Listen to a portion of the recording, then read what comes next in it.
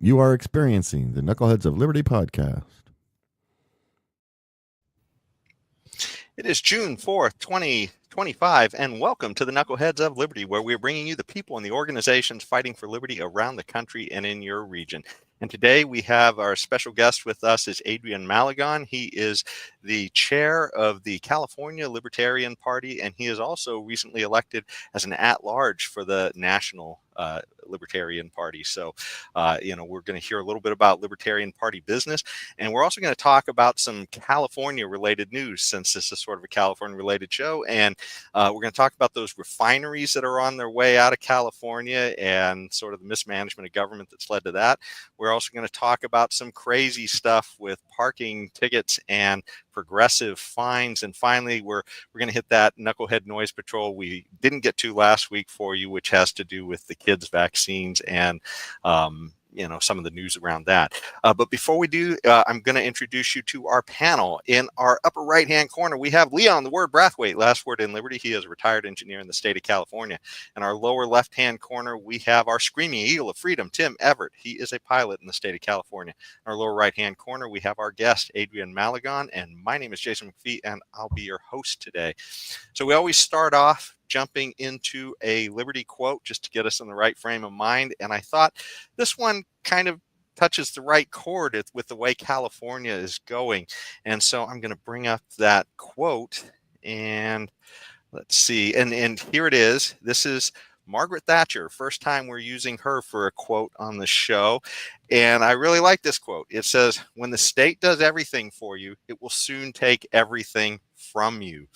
And it says, "You will then have no basis for personal freedom, political freedom, or economic freedom." And of course, she was the Prime Minister of Great Britain from 1979 to 1990. And she was also, I guess, affectionately known as the Iron Lady. So I just think this is a great quote, and it says everything about California. I mean, we just keep seeing the taxes go up. They keep taking more and more from us because they keep telling us they want to do more and more for us. So what do you guys think about this one? Adrian, you can go, please. Well, I mean, we're just so lucky that we have such a benevolent government that is just willing to just take it upon themselves to do so much for us. And, personal freedom, political freedom, economic freedom, be damned, they're there for us, right? No, but I mean, in all seriousness, it describes California perfectly well. It seems that whoever's in office, I mean, right now it's Gavin Newsom, but before then it was Jerry Brown. Before then it wouldn't have been Gray Davis. Was it Gray Davis before then, or am I missing one? Well, Arnold. Gray out Davis right before. Yeah, Arnold Davis. How could I forget the great governor? But it doesn't really matter who it is. I mean, here in California, it is the kind of it's the ultimate uniparty. It doesn't matter who's in office, really. They both have to placate, the liberal base, so to speak. And when they're all fighting to see who can tax higher or who can regulate more, the only ones that seem to lose are the people that live here. I mean, we do. So when they're playing this game, we're really the only losers here, and it's really a shame. But we've experienced this. I'm a lifelong Californian, and I've seen this since I was a kid, all the way till now, and we'll see how much longer I see it. It's not sustainable. Yeah. Well, it's funny, too. I just wanted to jump in real quick with something. You said you had to Gray Davis, and I just wanted to touch on this because of where the show is going. Didn't even make that connection. But when we had Gray Davis, we were having rolling blackouts on energy. Yeah. And what's about to happen now under Gavin Newsom? We're about to run out of gasoline, which we'll talk about more later in the show. So I mean, this is, seems to be a theme with Democrats. But go ahead, you guys.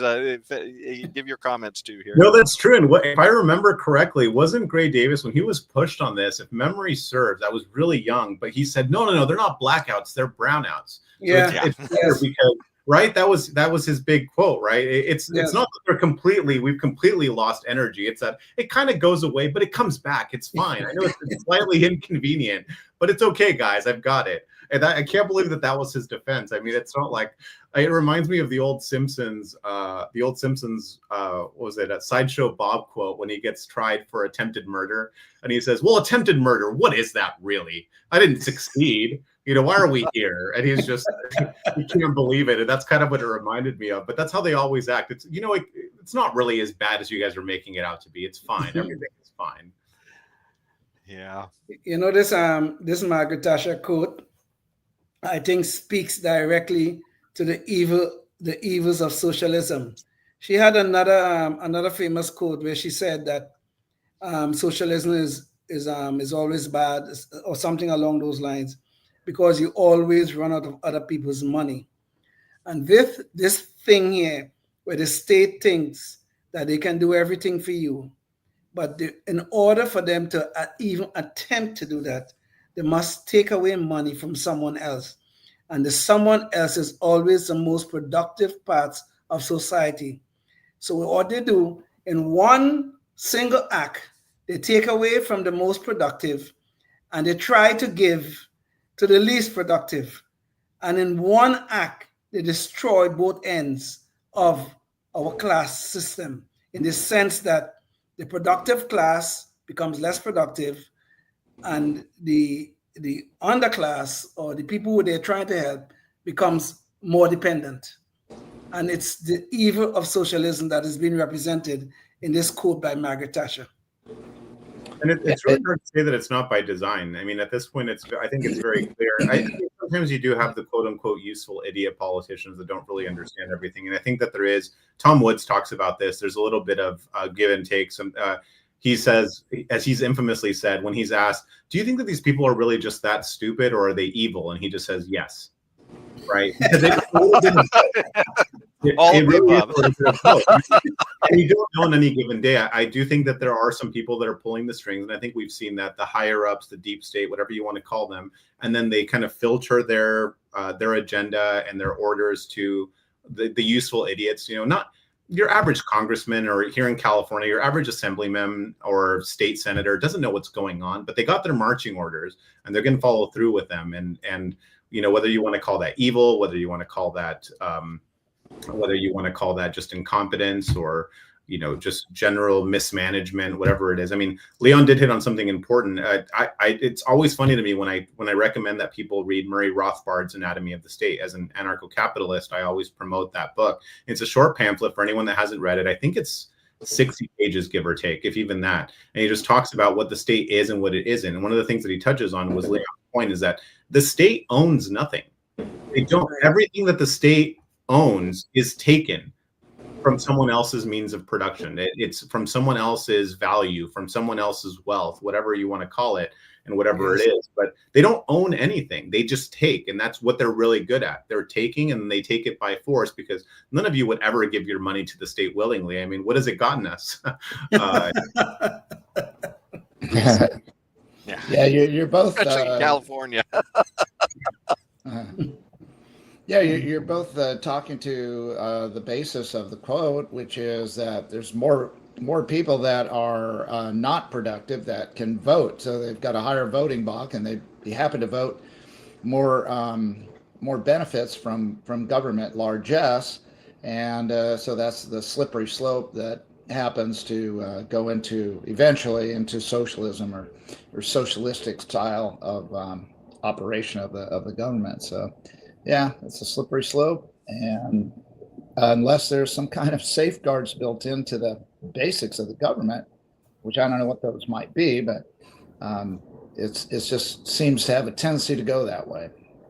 And that's one of the things. You know, this whole thing, though. You know, Tim, I accept everything that you have just said, but the expression you use, government largesse, it is not government largesse. It is our money, taxpayers' largesse. And people get this concept in their head. It's a government money. Oh, they're getting government money, government this and government that. It gets back to what Adrian just said. The government owns nothing. We do. Yeah, we do. Exactly. When I mean by largesse is they're largely taking a large amount of your income. Okay. Well, and you hit on something really poignant, Tim, that people forget. I mean, I was a philosophy major in college. I'm very familiar with logic and fallacies and all that. The fallacy of the slippery slope is probably the most underrated fallacy. It's not so much a fallacy as a reality. I mean, there are extreme examples, but the slippery slope fallacy is very, very much real. I mean, we see it. I mean, let's take income tax, for instance, right? What was it supposed to be? just the Carnegies, just the Vanderbilts, just the Rockefellers, right? Mm-hmm. And it's never going to affect the regular. You people don't make enough. It's going to be fine. It's to help us, right? It's to help us normal people. And then it didn't take very long for it to become a standardized thing. And, and now, I mean, we'll never know. And I'm sure that people, I mean, we'll never really know because history does, the victors write history, so to speak, right? So we'll never know. But I have to imagine that people pushed back on this pretty fervently then. But now that it's become the norm and all those people are gone, you can't resist, you can't resist something that you never knew about. So now that the past has been erased, so to speak, and it's become the norm, that's why people don't fight it. It's normal, right? Normal for us to pay income tax. It's normal for us to pay sales tax. It's normal for us to only get a small percentage of our money or have to pay it in, whatever which way that, I know we're going to talk about gas later, but the gas tax and, to fix the roads, because otherwise who would build them if not the government? They're so efficient. And it goes all to these arguments, and it's the government. I mean, to go back to the Margaret Thatcher quote, it's really important that the government do this as efficiently as possible. It's probably the only thing that they can do efficiently is erase the past to a certain extent and make something that was not the norm before the new normal, right? And we heard that term a lot during COVID. You have to make it the norm, because those that remember what the past was like will put up the biggest fight. And there will be a time where there will be the babies that were born as a result of COVID, ironically enough, right? That never understood that will read about it later. And should another, heaven forbid, should another government oppression of that magnitude ever take place, or a huge transfer of wealth happen again, they may consider it the normal. Well, it happened before. It's okay. And they didn't know what the before times were like. I still see some. It's always funny to me to see.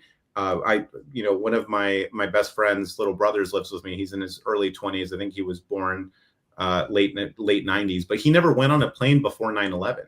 He didn't know that. I mean, you see all these old sitcoms where they ran to the gate, right? And you see your wife, your boyfriend, your husband, whatever, that was a normal thing. And now you look at that as remember when you could do those things? And now we know that we have to go to the airport 3 hours early because we're going to get assaulted and molested by TSA because someone had this much liquid in their water bottle, right? And heaven forbid.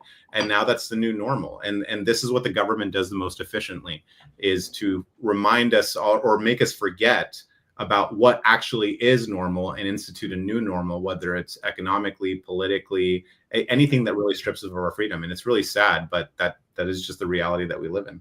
Are you saying that tax's new normal will be you pay income tax, sales tax, excise tax, property tax? Yeah, that tax and tariffs too. Exactly. Right? We're already seeing it in some capacity with, taking tariffs aside, that could very well be the new normal. Tipping has gone just completely insane, right? It used to be normal to tip someone for exceptional service. They got paid what they got paid for their job.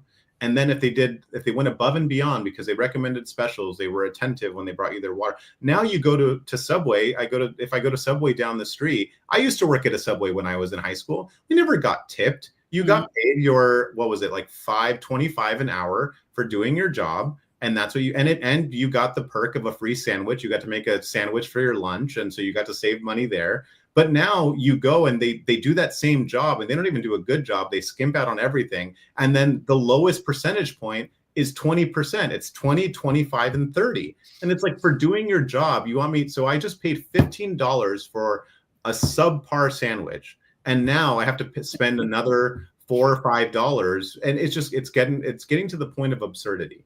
But that is now the new normal. And if you don't tip, what's the argument that we hear? Well, you can't afford to go eat out. Well, no.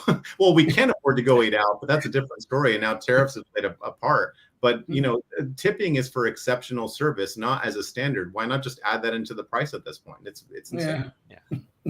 Yeah. No, it's amazing. The New Deal and everything else set so many things on us that we take for granted now as the norms, and yet how much government is in our lives, and yet it didn't always have to be that way. And at least Javier Milei is showing us that yes, you can actually buck this system down in Argentina, but hopefully we'll catch on here because California sure hasn't caught on, and we'll definitely talk about some of that. But I did want to talk to you a little bit about how the Libertarian Party is doing in California, and so I guess what are some of the exciting things the LP is doing? And let me pull up the page. So in case anybody's interested in going and checking out more too, or you're listening to Adrian and you want to find out more, it's ca.lp.org. So you can go there and find out a little bit more about it. So what are some of the exciting things going on right now with the California LP, Adrian? Yeah, so I mean, we've been embroiled in a couple of lawsuits for a while now. So one is to try to fight the so-called California top two system right here, where you have the top two, doesn't matter what party it is, and it's usually two Democrats that are going head to head at the end. And it's do you want worse or just slightly less worse? What do you slightly less worse, right? So we're trying to fight that we're trying to fight that on a level, the legal level, right? So using the court system, we're obviously experiencing some pushback, and we're going to see how that one ends up. We're also currently embattled with the California Secretary of State. So they've done a number on California, and you guys will be shocked to hear this, but the Secretary of State, for all they get paid, they don't do their job. And part of their job is to purge the voter roll. So when people move, when one of the largest states in the country, for instance, loses a congressional seat because so many people move out of the state because they can't stand COVID totalitarianism, they're supposed to go through and do an assessment and audit of their rolls in every respective county, especially when it's such a drastic change. I forget what the exact number of people that moved out was, but it was definitely enough to lose a congressional seat. And they haven't done that. If you go through the report, I think in some counties they report no change, and others, like in San Francisco County, I may be getting the number right. I think they claimed that 20 people moved moved out of San Francisco or something like that. It was absurd. I mean, these numbers are absurd. I mean, they don't make sense at all. So Adrian, they just assume they're living on the street now. That's they just moved very little, from inside the building to outside. They moved down. They moved behind the street, right? That's what. Yeah. They got kicked out. And so yeah, we're fighting them on that front. We're also working with ProRep Coalition, which is a single issue coalition group. I don't think that they're based here out of California, but they're primarily doing things here in California to try to attack this issue legislatively, to see what we can do to try to balance out, what the state assembly would look like, what the state senate would look like. So that's kind of been our focal point. Then we have some internal politics that no one really cares about. But being in the Libertarian Party of California is difficult. I mean, as most of you know here, it's kind of I don't want to say a losing battle, but it's hard to be a liberty person in California. And because everyone's afraid. I mean, we kind of talked about this a little bit before the show, but I don't think any of you would be surprised that there are a lot more liberty-minded people in California than we're led to believe. Even here, I mean, I live in the Bay Area, in one of two truly purple areas in California. So Contra Costa County, Orange County being the other one that's truly purple.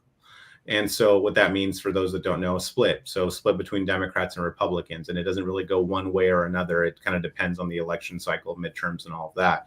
But there are a lot more people that are more liberty-minded. And we kind of saw that we need to capitalize it as best we can. We saw that during Trump's election, right, in November of 2024. California went way more red than anyone saw. I saw it happening, and I do predict that he's not off to a great start. Well, he was off to a great start, and then things have deteriorated a bit.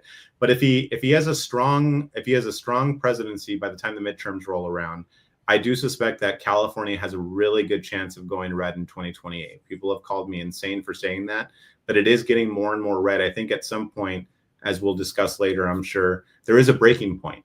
And Californians can only take it for so long. And I think we're at about that point. And Trump's election, and one of our own, Kamala Harris, getting so rebuked here in a lot of these counties that were supposed to just go to her. I mean, he still lost California, of course, but it was far closer than anyone realistically expected it to be. And depending on how things continue, if all these terrible policies keep Californians down, they will eventually get sick of it. I have to imagine. I mean, it's just logical, but people aren't always logical, so we'll see.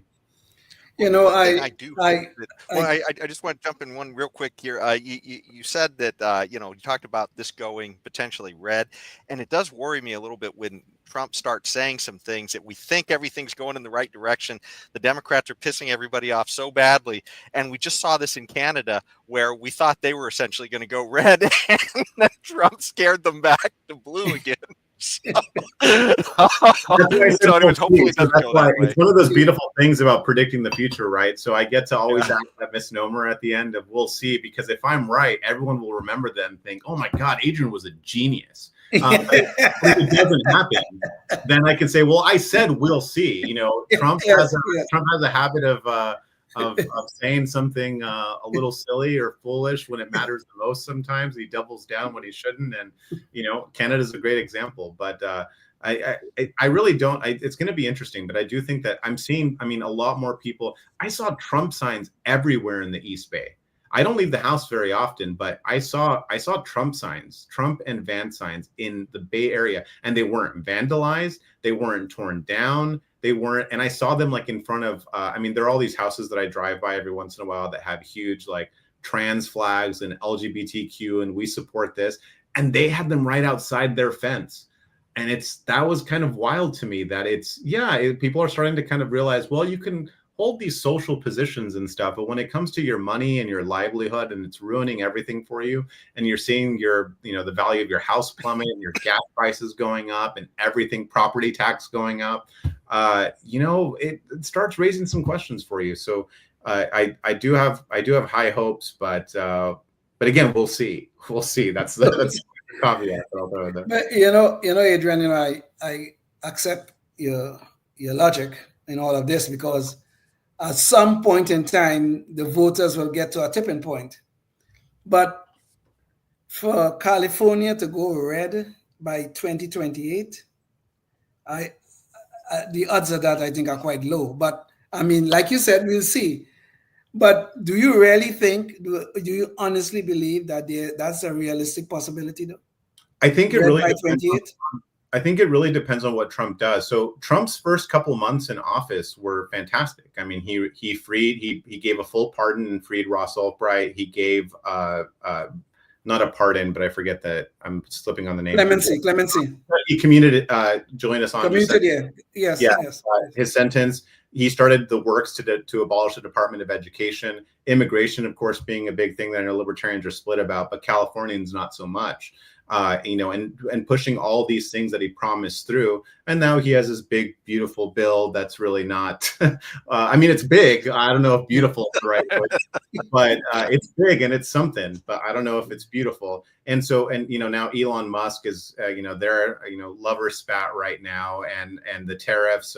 So he's his own worst enemy. I mean, if his it's kind of like a fight or like a sporting event or something, you kind of just wish that like at 3 months that was just the end of the presidency. Like, oh, you've done great, man. Just like throw in, you're good. Let's call it right now. It's like retire right now. Yes. I'm a huge Manchester United fan. I have some of the signed autographs there from Ronaldo and Sir Alex Ferguson. So anytime United scores, I'm like, you know what? 10 minutes. That was a good match. Let's end it right now because it can only get worse. And that's what's happening. So it's really going to be up to him. I mean, if he can still claw it back. People do have short memories, as we've learned. So it just kind of depends. If he kind of realizes the error of his ways and he has a come to Jesus moment to a certain extent, it's possible that it can happen, but it's really going to be contingent on how the rest of his presidency plays out. I think that's going to be if people see change in a positive direction, not necessarily here in California, but across the country, and they starting to see it in their paychecks, they're starting to see it when they file their taxes. Then I think so. But that's a huge if, because Trump is such a wild card. You think that you have the guy figured out, and then he goes, "Oh, you think you have me figured out?" Wild card, and then he does some crazy thing. And so that's what it's going to be contingent on. I think it's going to be how happy are people with a Republican controlled government. And is that something that you want to try here in California? Is that do we want to go back to the Reagan days, so to speak? So we'll see. Then that's really what it's contingent on. So I'm somewhat hopeful that he can turn things around that will make people realize that it could be a little bit better. It's not going to be perfect, but I'll take a little bit better at this point in time because everything is killing us here. It is. Mm-hmm. And I hope that you are right, that California ends up red in 28. I have my doubts about it, but I really do hope you're right. You're here first. And if I'm wrong, it was expected. Yeah, he'll be our Peter Schiff of predicting the great turnover of California. Just keep predicting it. Eventually, you'll be right. Yes. I'll take it. Trump is famous for saying some lunatic things, and I mean, the Canadian election, the outcome of it was surprising, and it really turned essentially at the last minute on whatever nonsense Trump said. He's very famous for doing that, even though most of his policies I kind of like, but he really could interject these wild cards into elections, and who knows what could happen in 2020. Well, we have 26 coming next year, midterm elections, and then 28 we have the presidential election. So who knows? We'll have to wait and see. We are seeing a bit of a conservative shift. Canada aside, it seems that people are kind of ready, even if they're not winning right now, they may in the future. And I mean, my favorite joke. So I'm Catholic myself, and when Pope Leo XIV was announced as the first American Pope, the best joke I think I saw on Twitter, or X, I would still call it Twitter. But my favorite joke was, Trump's tariffs have made it so now we're growing American popes, like that's where we're at now.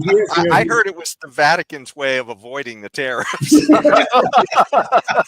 Either way, Trump played a huge role there, right? And it's that is a shift. That is a shift from a very what was seen as a liberal pontiff to more of something in the past, right? So a little bit conservative for a little bit. So the fact that that's how the church decided to go, and more people seemingly want to do that kind of stuff, and they see how the progressive era has failed. I mean, you can't really name any conservative victories. I mean, you'd be hard pressed to name 3 conservative victories for the entire 20th century, let alone the 21st century. So I think people are kind of hungry for that now, and that tipping point may have been reached, and it has to be reached soon, realistically, because there's not going to be much of a tip left if we keep going on this way. So that's true. Very true. Yeah. Let me just break in right now to convenient time to say, if you're watching us on public access, you're going to have to watch the rest of the show online. We got a lot of great stuff to talk about California, including those refineries potentially leaving and your gas prices going up. So definitely tune in for that. More predictions from me that you're going to want to be here. You're going to see it first. I'm the Mexican Peter Schiff. I'm coining that. That is mine now. Like the state, I'm taking it from Jason. There you go. Well, we are talking way too much about the Republican Party here. This is supposed to be a libertarian show. so I want to ask you a question about the Libertarian Party. And, we just had sort of a changing of the guard recently at our, national level in the Libertarian Party. And so one of the things you recently were elected as a at-large. And so I figure you probably have your ear to the ground on all this. But is there a big rift in the Libertarian Party, and what's it mean for the future? Yeah, I think that there has been a big rift. So I mean, I was a member of the Mises Caucus once upon a time when it was, up and running, and, promises were made, and, we're going to do this and we're going to do that.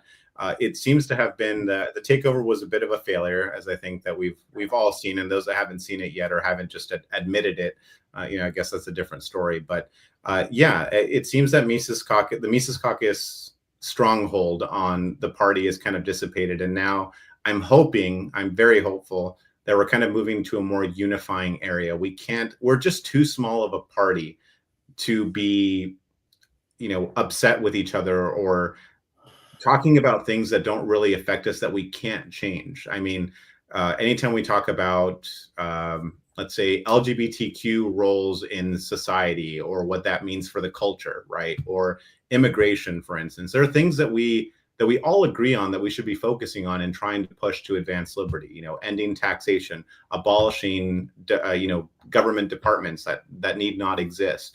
And so I think that we're getting hopefully a little bit closer to something like that, where we can focus on the things that we agree on. The disagreements can happen over a beer, over a scotch, over cigars in a pub, and that's all fine and well. But when it comes to, and this is kind of, I mean, joking aside, one of the reasons that it's not too bad to talk about other parties and stuff is that we really should be focusing on, in my opinion, the Ron Paul vision for everything, which is single issue coalitions. There are things that we should be able to align with the Trump administration on. There are things that we should be able to align with Democrats on. I haven't found one yet as of I was wondering where that alignment could occur. Honestly, I was. Well, theoretically, there should be some alignment, but they've just lost their mind, right? But hopefully at some point in time, they'll get it back. And if they do, it would be great to see what are the things that we can work on, that we can push. And I really wish that libertarians were just better about this. We're so focused on the principled nature of libertarianism and this purity test of who's the better libertarian. And I mean, it's a really dumb test, because first of all, I'm the one true libertarian. But outside of that, we don't need to have that debate anymore. But kidding aside, what we need to do and focus on is the Libertarian Party has such a unique opportunity. We could decide unilaterally, maybe with a few other, so what handed Trump this last election? It was libertarians and Catholics. That's what pushed him over the edge. So he made promises to Catholics to defund Planned Parenthood and try to, he reminded everyone about abortion being, Roe v. Wade being overturned and it going back to the states and federalism and states' rights. Libertarians could decide every election. And I know that we don't like to talk about the lesser of two evils, but we also have to live in this reality where we live in a rigged system and we're forced to play. I mean, it's like I got a Monopoly board and I sat you all down and I chained you to a chair and I said, Jason, Leon, and Tim, you will play this game with me. Now, you don't get to get up and leave. You don't get to not play. You have to play. So if you play, you have to play to the best of your ability to win.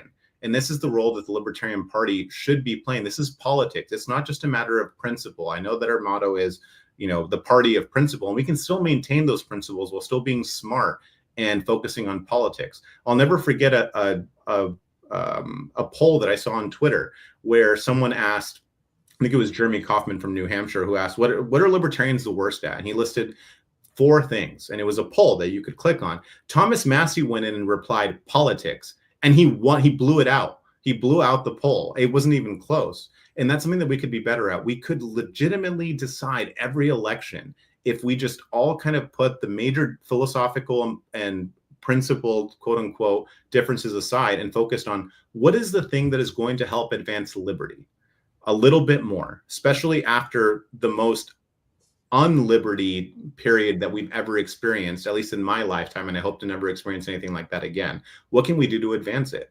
And that's how we focus on the single issue coalitions. And it doesn't mean that you have to sell out. That doesn't mean that you have to agree with any party wholeheartedly. I mean, I'd be hard pressed to imagine that everyone here agreed on every single issue 100%. There's always room for nuance, but we have to be politically more strategic about stuff like this. And I really hope that with someone like Stephen Nikela at the helm, we can kind of curb those things and see, I understand that some of you are very principle oriented and philosophically oriented to libertarianism, but some of you are more practical. How do we make these worlds combine in a way that makes sense for us to function as a political party? We're not a political philosophy club. We have plenty of those, and I'm down with that. But we are a political party, which means that we have to advance political interests.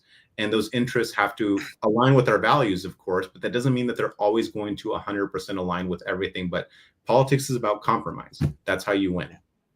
And that is such a good point. And I've always been talking about that on this show, that it is true. The libertarians, I'm talking about capital L, the big L libertarians.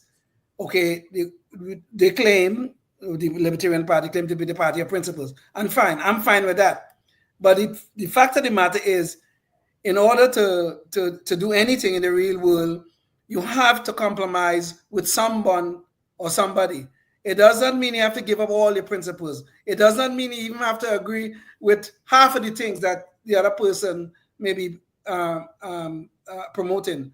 However, if they're promoting something that could advance liberty just a little bit, I don't see why we should not be able to come to the table with them and go forward advancing the cause. And this is something I've always been trying to get to. Okay, the Libertarian Party is small relative to the Republicans and the Democrats. They're relatively small. And I see no problem with us as the liberty-minded, us finding overlap and working with the more established parties to advance liberty in general. I see nothing wrong with that. But there are a lot of people, I guess, in the big L Libertarian Party that have a real problem with that concept. They really do. And I mean, I remember when I had I had the distinct privilege and honor of hosting Bobby Kennedy Jr. here in California for convention last year. And I didn't know I was going to get a meeting with him. I was told it was going to be, I'm going to get to shake his hand and then get out. And I was like, you know what? I'm okay with shaking his hand. That's cool. That's good enough for me. And I go up there and I say, Mr. Kennedy, it's such a pleasure to have you. Thank you so much for coming. And I shake his hand. I don't even take my bag off.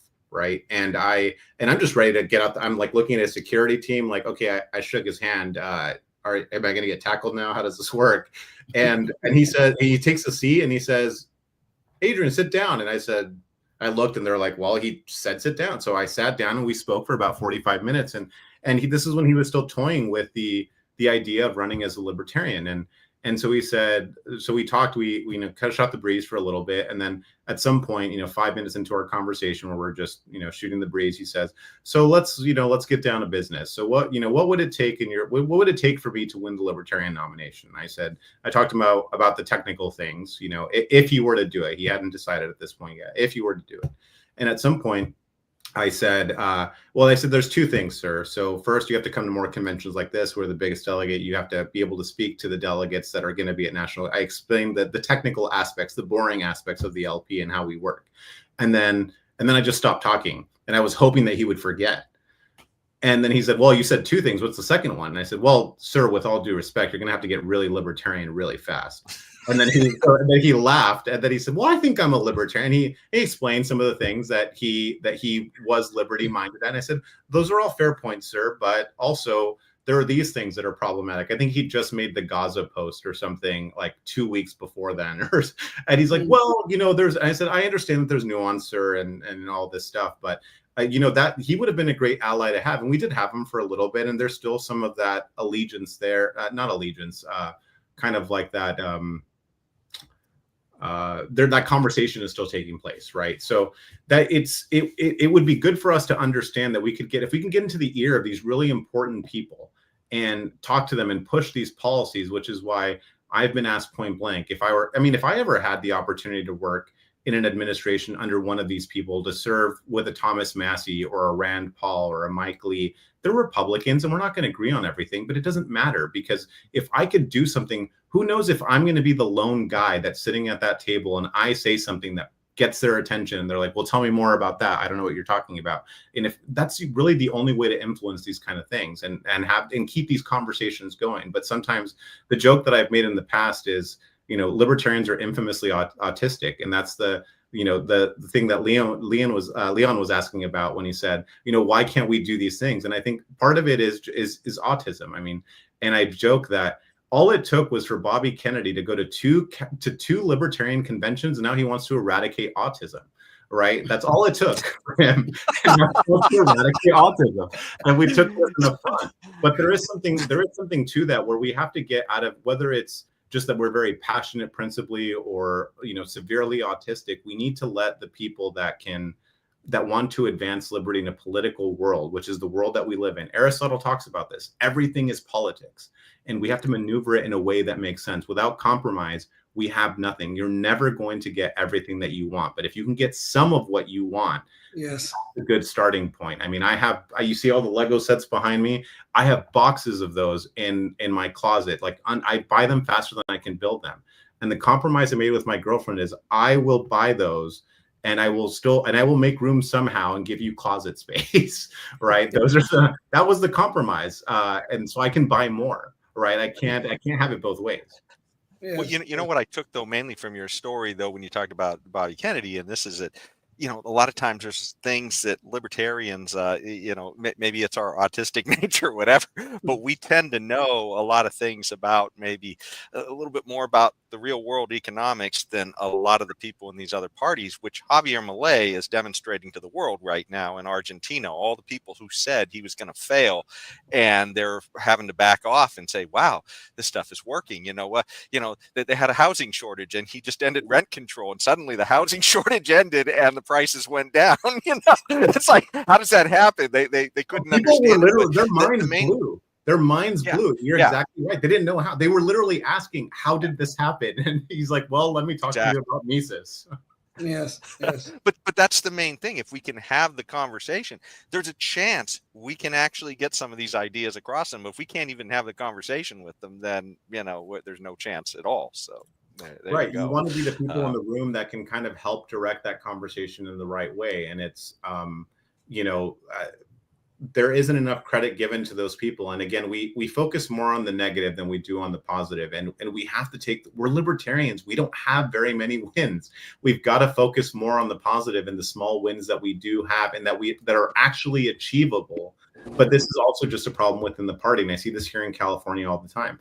If I had to, as of today, June 4th, right? June 4th, 2025, I have probably gotten just under 20 emails from random people telling me that they want to be the nominee, they want to be the gubernatorial candidate for the LP. I don't know who these people are. Sometimes they vary from I'm 21 years old and I understand life to I'm 95 years old and I definitely understand life and I've done this and all this stuff. And I don't know who they are. I don't even know if they're party members half the time. And they give a nice little spiel over email. Sometimes they're legitimately insane. Other times they do mean well. And I try to tell them, what county do you live in? Well, I live here. Well, there are a lot of local places that you could affect change. You want to affect change? There's zoning board openings in your local, like in your county or in your town. There's water board, all this stuff that could make an actual difference in your community. But no, they want the big boy chair. And they have these delusions of grandeur. Well, I can at least promote. And I said, well, that's not going to really move hearts and minds. In order for it to be, especially for California, we have to have someone that's notable, that's personable, that can do all these things. And I'm sorry, sir, but you're not it. But if you want a spot right now, there is an opening that's been vacant for 2 years on this board. And if you want to make your way up the pecking, there's a pecking order. If you want to make your way up the ladder, you've got to start small. But no one ever wants these, what I call unsexy positions. They want congressmen, and that's what they want to run for, so they can say, well, Jason, back in 2013 I ran for Congress for this district in California. And it's like, no one cares. At the end of the day, no one's going to care. But you could say, hey, Jason, in 2013 I held this water board position in my town of Watsonville for 3 years, and I was able to move up. Then I ran for this, then I went for this, and I eventually got to city council. And then I realized that was enough government for me, and I got to meet some cool people and do some neat things. And I have some experience in this area and I can kind of pass that along. But and maybe by getting a few Liberty ideas and at that level, they actually saved them some money by not buying all in on some of these horrible leftist ideas that are going on out there. And sometimes it takes a long time. I mean, Aaron Starr is a city councilman in Oxnard. He just got elected. I don't know if any of you know who Aaron Starr is, but he's our highest ranking libertarian now in California. And anyone want to take a wild stab in the dark as to how many times it took, how many runs he had to get through to get elected? I have no idea. 6. Oh, wow. He learned from every campaign, and he made new mistakes along the way. And then he finally hit the, whatever you want to call, like the perfect hat trick at the end. And he beat the incumbent by almost, I think it was over 100% of the votes. I think he got twice as many, a little bit more than twice as many votes than the incumbent. And he did it by going around and working his butt off, knocking on every door, saying, this is what I want to do for you. This is what I'm going to fight for. He's sued the city of Oxnard many times to get taxpayers refunds on government theft, all this other stuff that he's done. He's been doing good work down there for years and made a name for himself. Now he's a city councilman, and I don't know what else the future has in store for him, but no one's willing to put in that kind of effort. The problem with the philosophical aspect of even the big L libertarians is that they love the philosophy. They can talk about it all day long, and they will talk your ear off over drinks, over a cigar, whatever. But when you say, oh, that sounds really great, well, I think we should do this. Oh, well, no. I'm just the idea guy. I'm not going to do like the work. That's something for Tim or for Leon. That's fine. But like, I'm just the idea guy. And they never want to put forth the effort. So that becomes the problem. Then someone comes along and says, well, I have this idea. It's a little bit different than yours, and I'm willing to put in the effort. Well, no, now you're not a real libertarian because you don't 100% agree with what I want to do. And this is the kind of stuff that we have to get away from if we're going to be successful and effective. Mm-hmm. Well, if you suggest that we should be in the room and be the libertarian or liberty-minded, economic-minded person there. Wouldn't we be better off with aligning or becoming a part of one of the major parties, Republican or Democrat, in order to be in that room? It's really hard to get in the room when you're not elected or not a part of somebody that's elected. So I don't know. Kind of like Rand Paul and Thomas Massey. They almost seem like undercover libertarians. No, that's a fair question. I mean, for some people, and it's one of those things where I will show my libertarian colors here. It's kind of a to each their own sort of a thing. I mean, it worked very well for Rand Paul. It worked very well for Ron Paul. Everyone kind of forgets that he ran for president in 1988, right? Mm-hmm. And then he ran. I think before then he ran for Congress under the LP ticket. And then he said, well, this isn't the way for me. And then when did he get elected to Congress? When he changed his L to an R. And it worked out really well for him. He was known as Dr. No on the floor. And then he gave empowered speeches. And we all revere him as probably the greatest politician, the greatest congressman in our lifetime, probably the greatest congressman that's ever lived, that's done some really great things and really moved the needle. I mean, the Giuliani moment was precious. I mean, just embarrassing a whole panel of Republicans. So for some, it probably is the way, but for some others, as a minority, I can say that the minority token, the whole minority token thing kind of works sometimes. And if you have, you might want to be the Republican that says, well, I have a libertarian that works for me or that's here. And so I need your vote. So maybe they have a political agenda in that case. And at some levels, it might make sense to say, well, I have a libertarian on staff and he talks to me about your guys' issues and the stuff that you guys, economics and all that stuff that I don't understand, all that gobbledygook. So yeah, just so you know. So it kind of depends on the office, but I think that they're valid strategies. Justin Amash has done this several times. He's gone back and forth between Republican and Libertarian, and I think that's a perfectly valid strategy. Notice how none of them ever go Democrat, and it's because there's really nothing that, especially when it comes to economics, it's almost like you're speaking a foreign language to them. Yes. That they'll understand. At least Republicans they're not fluent, but they get the gist. Yes, as they can. And you see, but until you start talking tariffs. Even if you're talking tariffs, I mean, you could at least explain. What is the potential harm of having tariffs on our society? I mean, you could explain these things and do it in a manner that the average person can understand.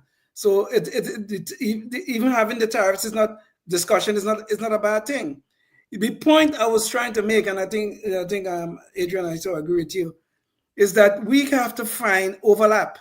Where do we find this overlap? Now, I don't think we could find it with the Democrats, quite frankly. I really don't think. But look, for instance, in the Republican Party, there's the Republican Liberty Caucus that I think we could find a lot of overlap there. And we could work with them on certain issues. Maybe we could go issue by issue, as you rightfully said, and probably try to promote some cause that promotes liberty in general. So I really would hope that Adrian, being the head of the Libertarian Party here in California, that's correct? Is that correct? Yeah. Okay. I do what I can here. And I think, Aristotle I always try to remind for all the philosophically inclined libertarians, which there are many, Aristotle talks about this in the Metaphysics. And he says, you cannot proceed with a discussion or an argument unless you agree on first principles, right? You have to agree on the premise, or you can't even get into the minutia of the argument. So if the premise with liberty Republicans, the so-called liberty Republicans, or any Republican is, do you want to advance liberty? Because I do. And they say, yes. Okay, so we agree on that premise. So now it's, how do we advance it? And there might be discussion and disagreement there. But the problem with Democrats is, and I'm in the Bay Area, I have a lot of friends that are progressive or Democrat. Oh, they're more acquaintances now. They're not huge fans of mine. But, you start off that conversation with, do you want to advance liberty? And it says, well, at the expense. Okay, well, we don't agree on first principles, clearly, because you just started it with, but, well, and then enter Margaret Thatcher quote, but the opposite, right? And it becomes, well, but for your safety, what do you mean? And it's like, okay, so you don't understand that. Now I have to explain the first principle. We're not going anywhere. We're hopefully with Liberty Republicans, we're more liberty-minded people, whether they have a small L, a big L, whatever next to their name. You can say, we want to advance liberty. Yes. Okay, now how do we go about that? And then the discussion can unfold. But with Democrats these days, you'd be hard pressed to find that, which is really ironic because Trump is basically an 80s Democrat. And that's how far the Democrats have fallen, that they've just kind of lost their minds in a lot of respects. And lost Joe Rogan at the same point, too, in the same way. But you know, I did want to say, though, just to make sure that we move on to some of the other topics, I did want to say, if you guys have been excited about hearing about all this party stuff and say, hey, I want to give the Libertarian Party a try, they are having a convention in about a month or so. And let me pull this up. So here we go. So this is, you can find this on their webpage. And did you want to tell us just a little bit about what the convention is going to be about before we start talking about some of the damage that can happen in the state of California if we don't leave these progressive policies behind and join the Libertarian Party? So let's start with the damage that can happen at convention. Well, the convention itself, I don't want to lie to anybody. It is mostly business. So leaders are elected and all this other stuff. So if you want to help elect leaders at the Libertarian Convention, that would be the time to go. We go over bylaws and things that are not of consequence to the greater liberty movement, but it does help define the scope of the party for years to come. The big thing would be if you scroll down to the bottom, I believe our featured speakers are there. And that's really where the fun is at. And we have, I think I put them on the bottom, pretty sure. Oh, there we go. Yeah. So we have Chris Rufer, who is our biggest donor here in California and for LP National. He's a philanthropist. He has a lot of nonprofit organizations and he generously donates his time. We're actually going to be at his hotel for this convention. He's generously donated the use of his property for this in Santanella. We have Spike Cohen, who is the VP, the LP VP candidate for 2020 with Joe Jorgensen. He's always a great speaker. Now he has a nonprofit, You Are the Power, where he goes around and helps people in their local communities. Larry Sharp, who's always been great, knows a lot about ballot access. He's from New York, has run for governor and all that. Our new chair, LNC chair, Stephen Nikela. I kind of joked about him, but he doesn't give me a straight answer. He always has these pictures everywhere, I'm convinced that he has a professional photographer that follows him. I'm the most unphotogenic person ever, and he's not even a looker. But he takes all these great pictures. Someone takes these great pictures of him, and I want to know who that is. And he still won't tell me. Mike Surtek, who works for one of Chris Rufer's organizations, Advocates for Self-Government, who's always great. Naomi Brockwell, I don't know that well, but I've heard that she's great. So I look forward to hearing her. Aaron Starr, who is our highest elected libertarian. Boomer Shannon, who really works with strategies and helps candidates get elected. So if you're interested in politics and kind of hitting the ground running, he'd be a good guy to have. And Lars Mapstead, who is one of our presidential candidates for this last cycle in 2024.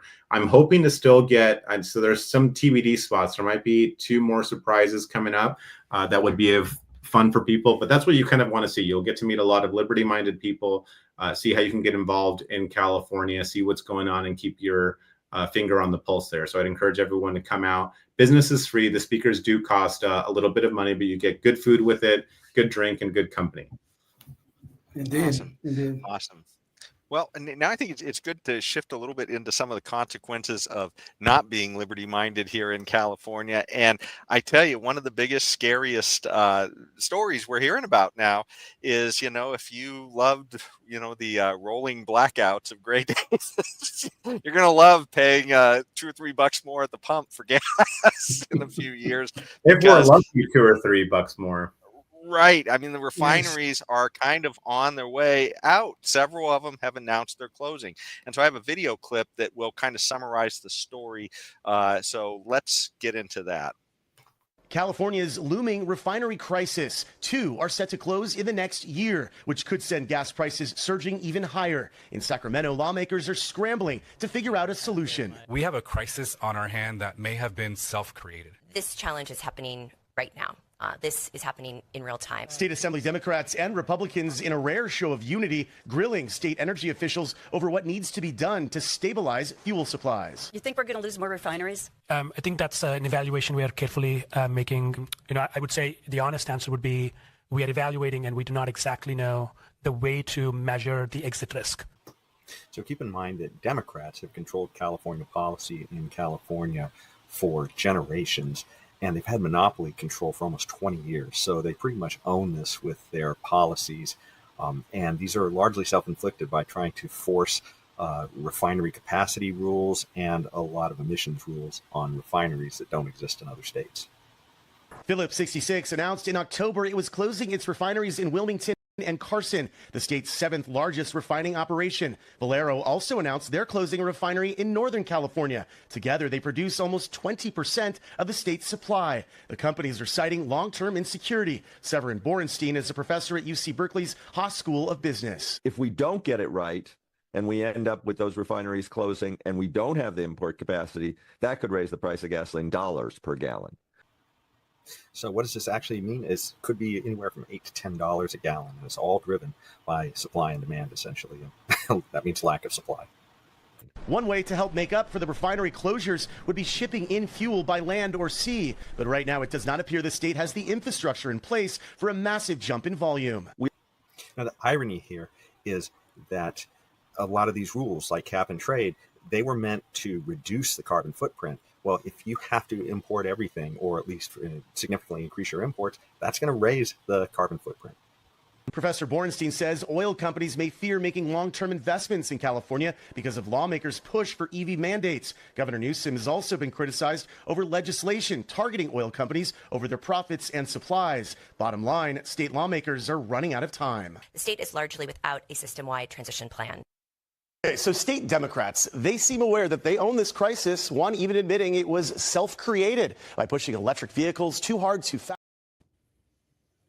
So there you go. And one of the most juicy parts of this story is you see the lawmakers are turning on the regulators. And of course, the scandal is they're all Democrats. I mean, these regulators that were put in place, they were put in place by the Democrat lawmakers, and the Democrat lawmakers trying to make, I didn't know what they were doing. I can't believe what's happening now. There's there's like so much beauty in that one. I'd never seen that clip before. Like I knew there's just there was just a rare moment of self-awareness. The whole like saying the quiet part out loud when that lawmaker acknowledged that this was a self-inflicted wound. Yes. That was beautiful. I mean, that was perfect. I mean, that was such a rare moment of self-awareness. But I remember when the story first broke, which I believe was 2 months ago. I think it was a month or maybe 2 months ago. That was the second refinery. The first refinery, I think, was kind of on the table, I thought, at the end of the year last year. Was. And yeah, and then we just had the Valero one. And the crazy thing about the Valero one is I think that's one of the most modern ones. And so they're saying they can't make it. Well, I just remember because I get all of the alerts. I don't know, maybe I'm a masochist or something, but I get alerts on my phone I do BBC, CNN, Fox News. I like to get them all because I like to play a game with myself every once in a while where the same story always breaks, right? And they have different, alerts and how they spin depending on Wall Street Journal, New York Times. And I'll never forget no one else was talking about it. New York Times, Wall Street Journal, but I got an alert from Fox that said, this state's gas prices could go up to $10. Click here to find out what state and why, right? Because they never give you the story. All the other ones give you the synopsis. And without clicking, I knew it was California, but sure enough, it was like, well, let me put, I'll take California for 2,000, Alex, right? And sure enough, I mean, it was California. And I mean, it was just everything about that clip is beautiful. I mean, there's a self-awareness, just like Jason pointed out. You have you have Democrats eating each other alive because they're realizing that they really screwed up by pushing these EV mandates and trying to force people to buy things during a time where we're still having energy crises here in California with PG&E not having it together. So you can't even, what are you going to do when we can't sustain what we have now? We still have rolling blackouts and rolling brownouts. We're probably due for one any week now here in the Bay Area. As soon as it starts getting a little bit warm, all the ACs go up, right? But let's all plug our EVs into the grid and then exacerbate the problem. So they kind of acknowledge that they messed up. But I love how no one is willing to take the blame for this. They kind of are, but not really, for political, reasons or whatever. And it becomes like, well, it's our fault, but not really. They're saying it's our fault while pointing at everybody else. And it's just really, really funny because they know that, but it's not because they care.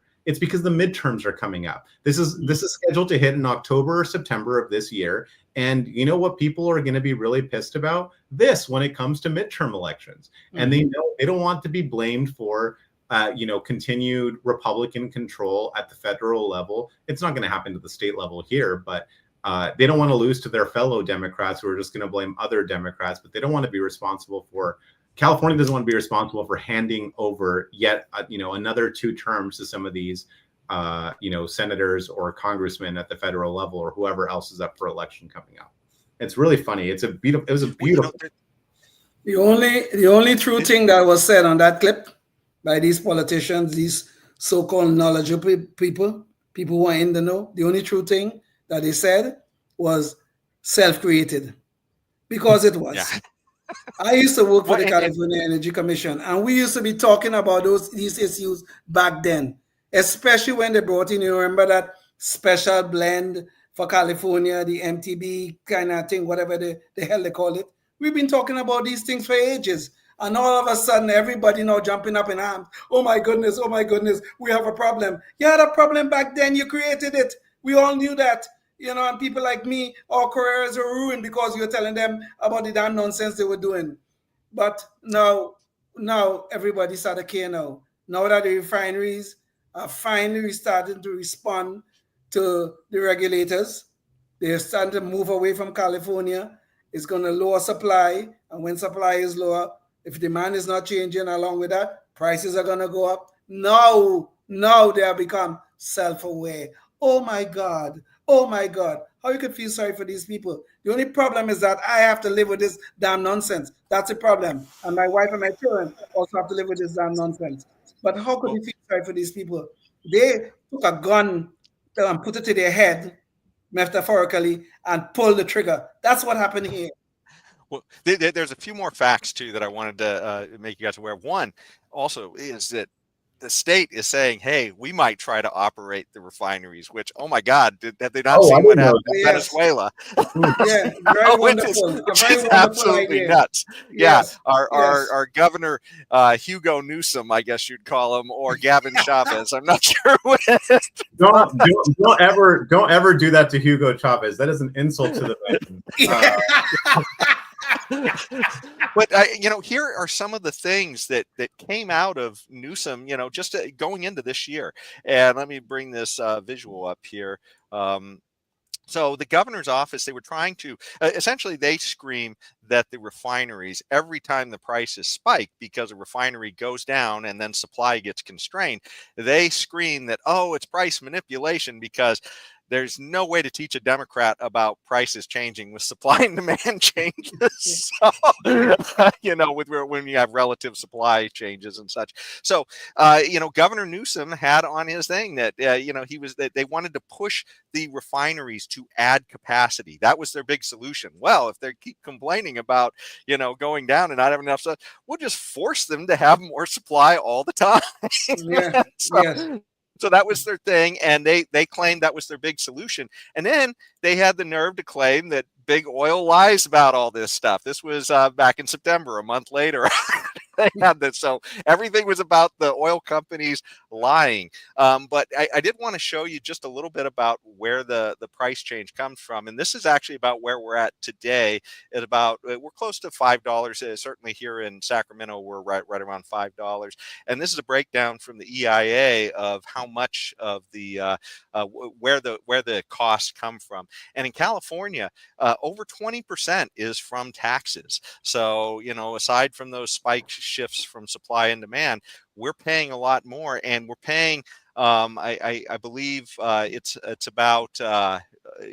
well over $1 more than the national average. So, and almost all of that is due to the taxes that we're paying here. So anyways, I just wanted to throw that out there to you guys, that there's no accident that this has happened. And this has been a story that's a long time in the making. Well, there's so much here that's really funny because first and foremost, I'll put my libertarian conspiracy hat on. That's not really a conspiracy hat at this point. It's just the Adrian is right hat. So the funny part about this is that right now, what they're all freaking out about, they don't care about you. They don't care about me. They don't care about any of us. What they're freaking out about right now is that they're tanking Gavin Newsom's presidential run for 2028. Because if this completely just blows up, and it's going to be all of their butts on the line, because he's not going to endure. He's going to make sure that they get ousted out of office. There's going to be There's always behind the scenes retribution, whatever you want, retaliation, whatever you want to call it. So that's what's really funny. That's what they're really freaking out about. They care about their jobs, and they care about, keeping Newsom happy, even though he was a big part of this. The second part is that this is super reminiscent. I was just talking about this. My plumber I had to have a plumber come out here to change out the thermocouple because you can't get, my unit's really old and it's a whole thing. But we were talking about this, and it was really funny. As you saw one of my libertarian stickers, and he's like, "Wait, are you a libertarian?" So I had a fun conversation with him about that. But what was really funny is we were reminiscing a little bit. He was on the older side about this is perfect for what happened in the late 80s and early 90s and what we're seeing now in terms of recycling versus garbage, right? Why did we have this huge boom in plastic in the late 80s, early 90s? Because cutting trees was murder. It was the worst thing you could possibly do. And in order to save the trees or whatever, because it's not like you can plant more, you have to create plastic, and plastic is not biodegradable. It takes 10,000 years for plastic to deteriorate if you're lucky. That's why we have islands of garbage and plastic out and about. And this is no different between the gas and the batteries that you need to make the EV cars, right? So people somehow, and it's really funny to trip up my super progressive or liberal acquaintances with stuff with just basic facts. I tell them to look up, that these things are made from lithium and all these other minerals that it's really harmful to drill for and mine. It's terrible for the environment, way worse than anything that you could do with fossil fuels and, drilling and all this other stuff on that side. But this is the thing that you're promoting. And as Bill Maher kind of actually not even facetiously pointed out, I think it was 2 years ago when this big push for EVs started, he's like, "Oh, I think EV cars are great, but I still have my real car. It's nice to have this one for when I'm in LA and I only have to drive 50 miles to get from one end of LA to, from Burbank to wherever. But when I have to take a real big boy trip, I also have my gas car." So not only do you now have this gas car, whatever it is that it's bad for the environment or whatever, that was the reason for these restrictions and regulations, but now you're also doing double harm because you bought this EV car that's just kind of sitting there, and you're promoting the drilling of lithium and all these other minerals that it takes to create this sort of car, while also draining the power grid. So it's just a beautiful culmination of stupidity here, where again, we're trying to help you. We're doing this thing. It's almost like there's something else that's really driving and pushing this. It can't all just be incompetence, because I'm sure that Alex Epstein has written about this several times. He has I think I have it on The Moral Case for Fossil Fuels. He talks about this kind of stuff. It's a great book. If no one's read it, highly recommend that you read it, especially if you're a Californian. I believe he's a Californian. He read it as a result, or wrote it as a result of all the stuff that was happening here. But it's just the perfect culmination of stupidity meeting malice, and it goes back to that Tom Woods thing. See you, Tim. Have fun with the collection. But it's one of those funny things that it's this beautiful just culmination of stupidity. It's the Tom Woods thing, right? Like, are they evil, or are they just stupid? And the answer is just yes. Because on any given day, it's both. It's very seldom one or the other, unless you're at a certain tier and you're only privy to certain things. It's just what a beautiful, ultimately, you have to laugh or you cry. So it's a beautiful story in that sense. But we're all going to be feeling it soon. And then also, who does this affect? This affects your average worker. This affects buddies who have to go work retail jobs. And I don't have to drive. I fill up my car once every 2 months, if that, when I go run errands or do whatever. But I don't have to leave the house. This isn't really going to impact me. So I pay a few more dollars to fill up every 2 months, give or take. But for the average person that's commuting, and most Californians, well, not most, but a good deal of us are remote workers now, and we work from home and we don't have to leave the house and do whatever. But this hurts your average, hourly worker who has to drive 20 to 30 miles there and back to get to work. So they're going to really feel the pain, and it just makes California that much poorer and unsustainable. Well, what's kind of funny too, when you mentioned Bill Maher, having two different cars, and I can't help but thinking of the average leftist as screaming to themselves when they're getting ready to drive out in front of their neighbors, to the virtue signal mobile. And I mean, that's pretty much, kind of what's happening here. And I think we saw that as people got upset with Elon Musk, even though these were great electric cars, a lot of people ditched them because suddenly it wasn't doing their virtue signal for them anymore. So, they went out of their way. Not only that, but they went out of their way to anti-virtue, or actually, well, not anti. I guess it would just be more virtue signal, right? It was. Do you see those bumper stickers? I've seen a few out in the wild that are, I bought this before I knew who Elon Musk was, or before he was a Nazi, or whatever. And I've seen, so I saw some of those on Twitter, and I was like, oh, surely that's just AI or many. But I've seen some of those in the wild. A few bumper stickers that are like, please don't key my Tesla or vandalize it. I bought it before Elon, went crazy, or whatever it was. You would go out of your way to just inform everyone. The people that are supposed to be your friends and peaceful or whatever, you have to let them know not to like burn your stuff to the ground because you bought a car that a guy made and that now you're not supposed to like, or whatever. It's yeah. I guess when they start to like Elon again, they're gonna tell it's okay to have your car and go vote your signal with it.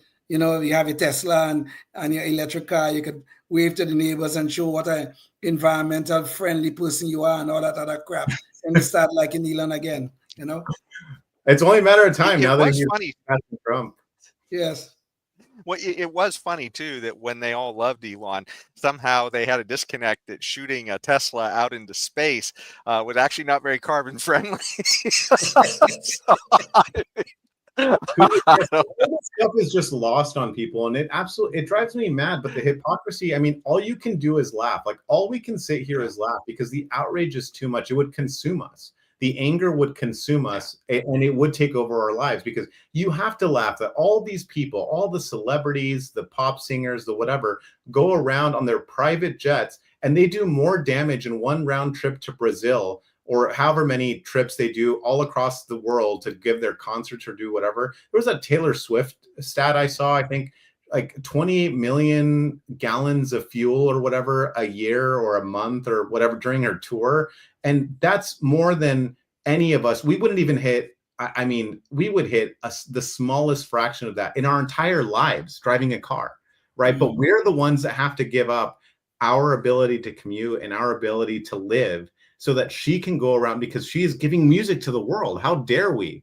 Who are we to question the gift of music, right? While she goes around and spends 28, whatever it was, million gallons on fuel in her private jet, because heaven forbid, she's too famous to fly commercial. What are we thinking?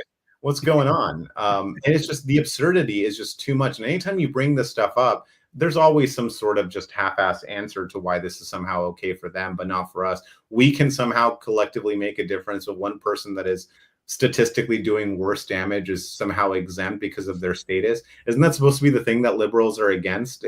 Which they are, unless it's them.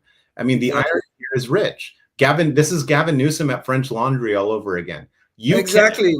And you see, this is just the point. This is just the point, is that these politicians and these celebrities who promote these horrible ideas, they do not have to live with the consequences. We do, okay? And it's only when it come home to them, like the fires in Los Angeles, it burned down a lot of, high-price homes and that kind of stuff.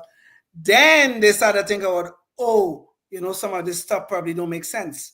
But when we are there suffering with the prices and all the regulations that they're promoting and their political friends are promoting, their progressive friends are promoting, they don't care. They never care. But it have to come home to them before they start to care. I just saw, I don't know if you guys have seen them. I have the TV on, as I said, when I work sometimes. And I've just started seeing for the last, ever since the fires down in LA, where that was the first time that celebrities and politicians' homes were legitimately impacted by something like this. Usually it was just, it was little remote places in the Bay Area or down south where rich people didn't really live. But after that, I started seeing, I don't know if you guys have seen them, the PG&E propaganda is on a tour. I see ads almost every time I hear an ad from PG. There's 3 different cycles of PG&E ads about how they're doing better and they're pledging to do this and they're working and they have drones and they have a project to put all the power lines underground. It's like, it's so funny that you're doing this now. You didn't care before, but now all of a sudden all these projects you're getting off the ground. And what's changed? Oh, well, it started impacting people that are paying your, that determine where you get to operate in this monopoly that you have here in California. And so now that's a problem, right? So now we have to take it super seriously. And it's just like this with everything. I mean, the hypocrisy is almost too much to bear, but it's par for the course for California. This is why people don't like us. This is why anywhere you go, they say, I hear it everywhere. It doesn't matter what state I go to. I travel for the LNC a lot. I travel for work a lot. And they say, where do you live? The Bay Area. And then I roll and sigh. And I'm like, oh, and I'm not one of those. And they're like, you're all one of those. It's the equivalent of Americans traveling to Europe or any other country. Oh, you're an American? Oh, God, you're the worst. Yes. Terrible. Sometimes when you're in a foreign country, you gotta hide your U.S. passport, man. You really got to. I've said multiple times, I really regret when I was a young kid not getting my Mexican citizenship. I still could theoretically, because both my parents are from Mexico. Because if I ever go, I've never been to Europe, but if I ever go there, I don't want to travel on an American passport. I'll just speak Spanish the whole time. I don't care. I don't want people to mug me or hate me just because I exist, just because I'm an American. I'd be more than happy to just speak Spanish and pretend like I know Nintendo, whatever. Well, it's funny. We've been talking about, big scale stuff, and we talked about other big scale stuff on recent shows as well. The bullet train fiasco, complete mismanagement, the fires, as Adrian just brought up. I mean, one thing after another. California has shown that, you hand them over responsibility, the government, and it's just one disaster. It's clinic in how to mismanage things.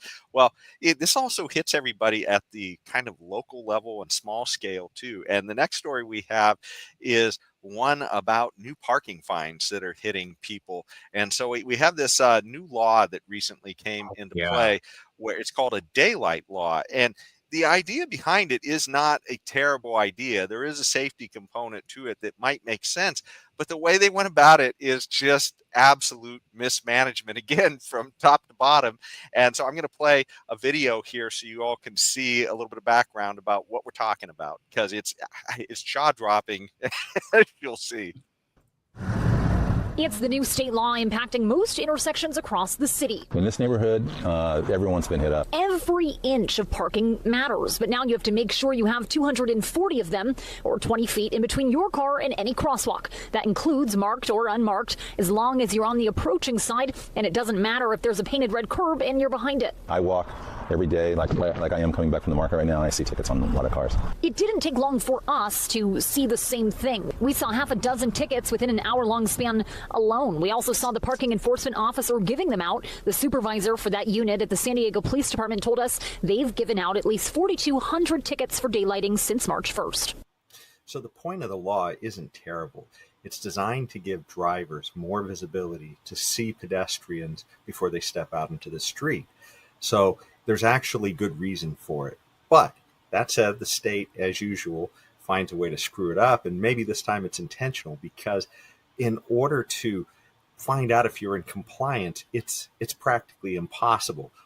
We didn't have to go far at all to find cars that actually have received those tickets, so we want to show people exactly what officers are looking for. So let's look down to the sidewalk. You see that edge that's on the side closest to homes or where businesses would be? Officers draw a line from that point over to the curb, into the street, and then they measure literally 20 feet from that point. It doesn't matter whether or not the curb is red, and we're also not the only ones out here using a tape measure. Now that we're back out live, just for perspective, my tape measure right now is at 10 feet. You would need to be double this distance away from me to be okay under this new daylighting law. Why don't they just paint the curb red, the appropriate distance, so that drivers know? We came across a driver who was surprised to see their car had been ticketed overnight. She didn't want to talk on camera, but said she was frustrated that the curb wasn't painted red or there were no posted warnings. Now she has a hefty fee of more than $100 for the ticket, including fees. Originally, they were supposed to be in the $60 range. So as you can see, it seems like it's a fundraiser. I mean, how could you pass such a horrifying law that you have to now, if you're driving in California, you better carry a tape measure around. And boy, if you're coming from out of state, how are you supposed to know this?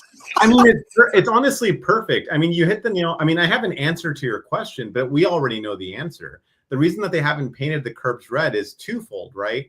One, it costs the city time and money to go and actually try to. So if this was really about safety, what's the infamous line from Jurassic Park? I spared no expense, right? If you're really John Heyman and you're all about doing the right thing or whatever, yeah, go out and paint the curbs red because for safety. But this is the only.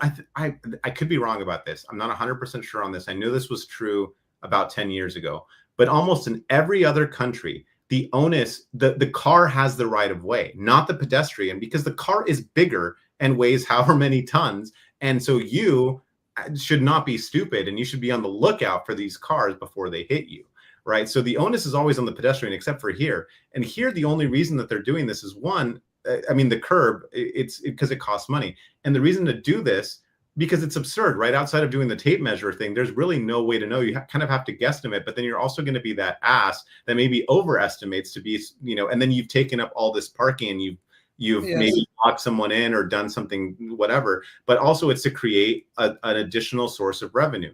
I mean, why do cops, if cops are all about safety in regards to speeding when you're on 880 or 80 or 580 or whatever, why do they hide behind the dividers on the freeway?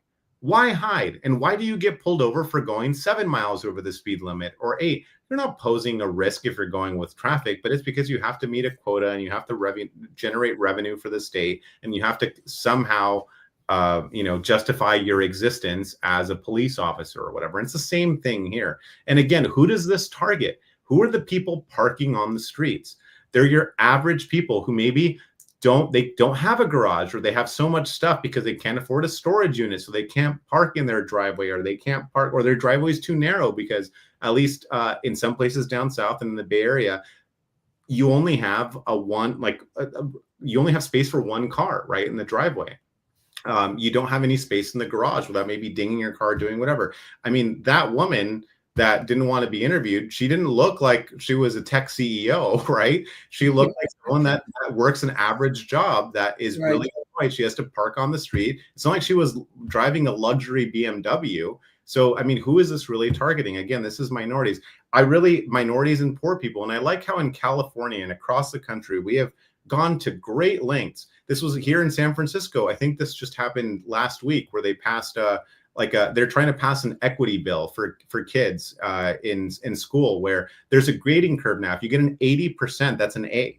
And if you get like a 15 or 20% on a test or whatever, that's now a D. There's no failing grade. Those don't exist anymore. This law passes in the city and county of San Francisco. And why is it? Well, the reasoning is because it affects brown and black students, right? And they're not smart enough. They're not smarter than white kids. So you have to give this curve, and it's equity and this whole thing. Well, if we're going to use that same logic, let's apply it here. Who are the people that are traveling? Who are the people likeliest to have these jobs? They're going to be minorities, which are, by your definition, poor, right? So why are you doing this to them? It's terrible. And ones that were already failing in education, so they're going to have a hard time reading that tape measure anyway. It's true. They whip that out to try and measure out. They're not going to know what 20 inches are, or 20 feet. They're going to get. You think they're going to be able to read a measuring tape to know what 20 feet is or whatever the distance is? You think they're going to be able to do that when they educate them so wonderfully in our state right now? Do you think that's happened? It always boggles my mind that these people are always trying to help people like me. They're always trying. Okay, and we still end up in the same shitty position that we are in. And it's, I mean, from the state's point of view, it's kind of brilliant because you get to virtue signal, again, to Jason's point from earlier. You get to virtue signal the things that you think are important or that people like. And then for this, it's just, well, this is just, it's for safety. And you might be right. That might have been the intent behind the bill. But again, we reach the age, as Ron Paul used to discuss, unintended consequences. Now, sometimes those are real. Sometimes they're not. Sometimes they're manufactured. But again, now you have the unintended consequence of, well, I would love to see the statistics. How many pedestrians have gotten hit, before this law and then after this law? Do we have some sort of, what was the purpose for this? Do we have the math or the statistics that back it up? I mean, probably not, because apparently a D is a passing grade now in California. I would be hard pressed to imagine that there are statistics that they're going to tabulate accurately to show that this is going to be worthwhile to everybody. And of course, you would pass this law and not put it up to a vote, because heaven forbid you let the people decide, right? No one would have voted for this or allowed this because they need their space. Or if the bill would have said, we propose to pass a bill for, I don't know, painting all the curbsides red or whatever to increase efficiency for this new act that we want to put on January 1st or whenever it went into effect.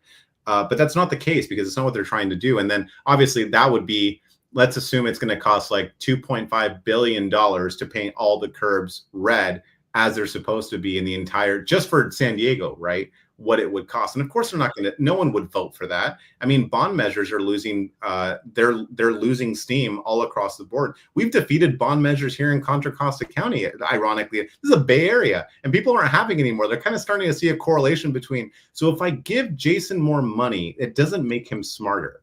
So what's going on? It's weird, right? Well, you know what kills me about this is that they're wrong in every aspect of the story. I mean, the intended bill was supposed to be $60-something, and they're off by like almost 40%. You know, I think it's actually more, because I think it's close to 120. Is what a lot of people say. 117. It's 117.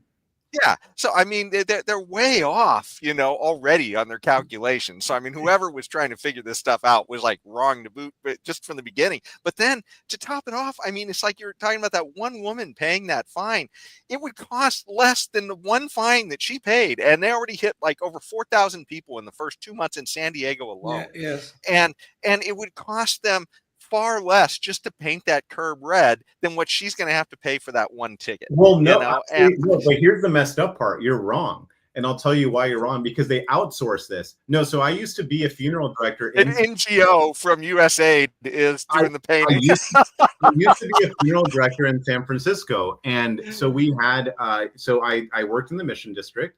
And so when you park the hearse in front of they're the yellow lines for loading and unloading, the white lines for, I forgot, commercial or zoning or something like that, and then the red ones, to get someone to come out to do it. So if you wanted to repaint it or to paint it or whatever, I think the minimum, depending on the length, I think the cheapest was like $1,500 or something like that to get someone to come out. And then, you know, whatever, because it's not the city doing it. It might be city workers, but whatever the contract is so ludicrous and absurd that, of course, it's almost like the old Ron Swanson bit where he goes, there's that pothole and he gets a call. So he just goes and buys asphalt himself and does it. It costs him all of like $30 and maybe half an hour of his day to go in, because this lady keeps calling him or calling City Hall and saying, who's going to fix this pothole? When is this going to get fixed? Who will fix the roads? And so he finally gets tired and he says, I'm going to go on lunch and do this. Realistically, it would cost us, I mean, paint costs, I don't know, like $15-20 if you go to Osh or whatever, a paintbrush, and you just go, you don't even need gloves. You just go and do it. It would cost $20 or $30 for a normal person. But of course, you have to go through it's the red tape, right? To fix the red curb. Yeah. You do all this stuff. And of course, in a real world, so you're living in what I like to call a common sense reality, which is just not one that exists. Yeah. Yes, in a real world, not in California anyway. Not in California. With $117, you should theoretically be able to paint. I mean, one paint can's got to like run. You've got to be able to paint a few dozen curbs, I would imagine. But no, you're living in common sense world. We're in California. We don't live in common sense world. You got to outsource that to city contractors, who then outsource that to whoever, and then all these fees pile up, and you're talking about thousands of dollars to paint one curb. And I guarantee that if a bill went out, it would say it would cost $2.5 to $3 billion. That would be, you know, put in property tax or in gas, you know, whatever the gas tax is or whatever. In order and you'd have to study equity on it and everything else. Right. How is it going to impact? Right. How does the red paint? Are there any Spaniards that live here that will get triggered by red paint, just like the bulls in Pamplona? What's the deal? What's going on here? And then those studies, of course, cost, you know, we can't be cavalier about that. Those are hundreds of thousands of dollars in expenses. It was and some of these curbs could be very old, and now you're changing the curb. So, you know, you got to have the Historic Society come in. I think I saw, it was like I forgot what, Daily Caller or something had a funny article. I didn't read the whole thing because it's like behind a paywall, but it was, the Democrats spent $20 million on a study to see what would attract young men to the party. Right. Yes. And it was hot women. Like, yeah. Mind blown. And you should look at the woman. You should look at the woman they have leading that effort. Okay. It looks like the sister of Gorlock the Destroyer for anybody who's in the I mean, I wish I had built Jabba's barge because that would be fitting. But I mean, the whole thing is just like but I want to go to, and this is why I kind of want one of these jobs for one of these other political parties. I'd love to. I wish the Libertarian Party had that kind of money. I would love to go to the DNC and pitch like, hey guys, listen, you're having trouble recruiting young men. I will take those $20 million and I will have a report by tomorrow. Yes. With evidence. I will have that report. It's just going to say you need hot chicks, and then submit it, and they're going to go, oh my God, it's brilliant. We have never heard that before. And laugh all you want, but I'm $20 million richer if I'd been the one that did it, and I would have taken. Yeah, but you know how they'd screw it up? They'd do it with like, you know what'll attract hot chicks? Bud Light. No, but actually, no, you're right. What I should have said, actually, the report would say you need hot women, because then I would have the opportunity to do a follow-up report, because they would ask, well, what is a woman? Yeah. Right. Yes. Then I would get a chance to do a follow-up report on that. That's another $20 million in the bank. I can retire on that. Yeah, there's no amount of study that's beyond somebody else's ability to pay. That's right. That's true. And it's Absolutely. amazing. This is the kind of stuff that's just, it's so absurd. And again, I mean, you all have jobs, you all have families, you all have disposable income and, you know, savings and all that kind of stuff. We all have to be smart with our money, because it's our money and there's a finite amount of money. Like Jason was talking about earlier, there's a finite amount of money that we have. Not according to Democrats. Well, not print as much as you want. But the state has an abundance of money, because when they run out, they do one of two things. They steal it from us, or they print more. Of course. And so they get to do whatever they want. So $20 million is a number. Like, if you had to actually fathom, it's really funny when I talk about the debt with people. You know, we're at, what is it, 37 trillion now? $37 trillion in debt. We literally cannot. I'd have to sit here. It would probably take me a day to fathom what that means. Like, what would that mean if I did it in hundreds? Would that fill the square footage of my home times how much? Like, we can't actually visualize that amount of wealth because it doesn't exist. We were never meant to visualize that kind of wealth. And we don't think about it as a, you know, they see it as a, you know, how many times has the government failed an audit or whatever? And it's just like, oh, it was a rounding error. Oh, 4.5 billion just went missing. If I have like $45 missing from my checking account, I'm combing through every transaction and wondering where that went wrong, right? Yeah. They just attribute it to a rounding error and it's fine. And this is and this isn't a joke either. I mean, for anybody who lives in California, the bullet train, where'd all the money go? The homelessness problem, where'd all the money go? I mean, actually, they showed the woman who's managing that in LA, and it looks like it went to all the pearl necklaces she wears around her neck all the time. They're about this thick in pearls, you know what I mean? So, they probably paid someone to go, like, those were fresh pearls. I'm sure they went to go find them and dye them in real time. I mean, no one realizes the level of corruption that's being had at every level. And this is just, again, California is one of the worst, but this is just California. So imagine here, but then look at the federal government, look at other, I mean, it's, and you don't even have to look at the state of California. Just look at your city or your town. And I guarantee that you're going to find some stuff that if you actually went through the budget that they're required to post for their quarterly town council meetings or whatever, monthly, whatever, however, every county or every town or city is different.